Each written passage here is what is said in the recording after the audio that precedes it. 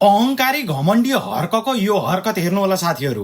राजनीति भनेको कानुन लेख्ने प्रक्रिया हो हैन।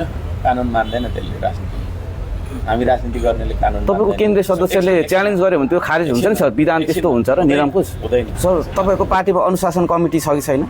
अनुशासन कमिटीको चिफ नै म हो। भनेपछि सर्वे सर्वा तपाई किमजो नै हुनुभयो नि सर। मै हो त। उत्तर कोरिया नेपालमा आयो हैन सर? मिलाउँछु। भनेपछि तपाईको पार्टीमा चाहिँ हुन्छ बहादुर हनुमान मात्रै बस्नु पर्दो रहेछ हैन सर? यस्तो भक्त मात्रै। तपाईलाई कार्यकर्ता चाहिएको छैन, सुन्नु न, श्रमदाता पनि चाहिएको छैन। तपाईले भनेको मान्ने मान्छे मात्रै बस्नु पर्यो। यस्तो छ। त्यो चाहिँ झन्डै त्यस्तै पनि हो। राजनीति गर्नेले कानुन मान्दैन भने उसलाई देशको संविधान र नियम मिच्ने अपराधी भन्नुपर्ने हुन्छ। कानुन भन्दा माथि कोही पनि छैन, चाहे त्यो कुनै पार्टीको अध्यक्ष होस् वा देशको प्रधानमन्त्री नै किन नहोस्।